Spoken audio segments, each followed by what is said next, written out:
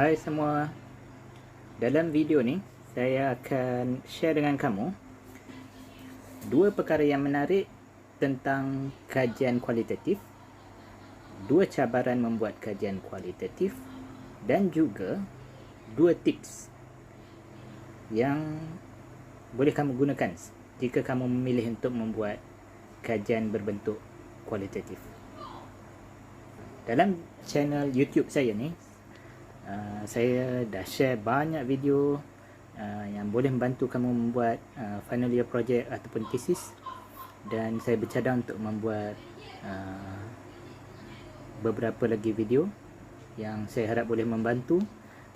Jadi saya cadangkan kamu subscribe channel YouTube saya ni supaya kamu boleh menonton video-video yang lepas dan juga video-video yang akan datang.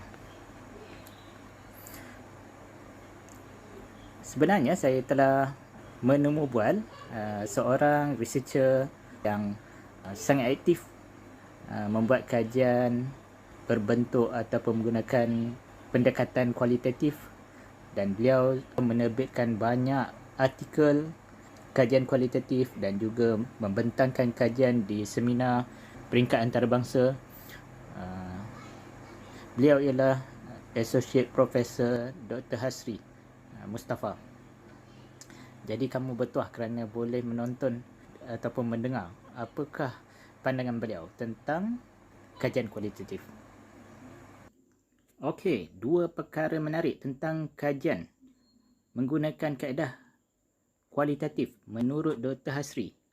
Yang pertama, kajian kualitatif boleh digunakan untuk mengkaji realiti ataupun fakta yang tidak berstruktur dan tidak boleh diolah dalam bentuk nombor. Biasanya dalam kajian dalam bidang perakaunan memfokus kepada nombor-nombor seperti kos, cukai, untung, rugi dan sebagainya. Tetapi kajian kualitatif boleh mengkaji perkara yang lebih mendalam daripada itu lagi. Cerita di sebalik nombor-nombor tersebut. Okey, yang kedua, kajian kualitatif adalah menarik kerana ianya boleh mengkaji secara mendalam tentang behavioral aspect of accounting. Maksudnya, kajian kualitatif boleh digunakan untuk mengkaji tingkah laku accountant dan juga boleh digunakan untuk mengkaji tingkah laku pengguna maklumat perakaunan. Itu yang menarik. Kemudian menurut Dr. Hasri, ada dua cabaran utama kepada pelajar yang ingin menggunakan pendekatan kualitatif. Yang pertama, pelajar boleh menjadi keliru bila sepatutnya mereka patut mula menulis. Bila seseorang pelajar memilih untuk membuat kajian kualitatif, pelajar tersebut perlu membaca banyak kajian-kajian lepas, artikel-artikel yang berkaitan dengan tajuk, kadang-kadang perlu merujuk kepada buku-buku dan sebagainya. Jadi, apabila terlampau banyak membaca ataupun membuat rujukan, pelajar boleh menjadi keliru bila dia sepatutnya mula menulis. Cabaran yang kedua ialah pelajar juga boleh menjadi keliru bila sepatutnya dia berhenti membuat kutipan data. Kajian kualitatif melibatkan kaedah kutipan data seperti temu bual ataupun interview, membuat pemerhatian dan merasai pengalaman bersama-sama dengan sampel kajian. Jadi kadang-kala pelajar menjadi keliru. Mereka tenggelam di dalam banyak data-data. Tetapi kajian dalam bentuk kualitatif bukanlah sesuatu yang mustahil. Dr. Hasri berkongsi dua tips yang boleh membantu pelajar-pelajar yang memilih untuk membuat kajian dalam bentuk kualitatif. Yang pertama, menurut Dr. Hasri, pelajar mestilah sensitif. Pelajar mestilah sensitif kepada persekitaran.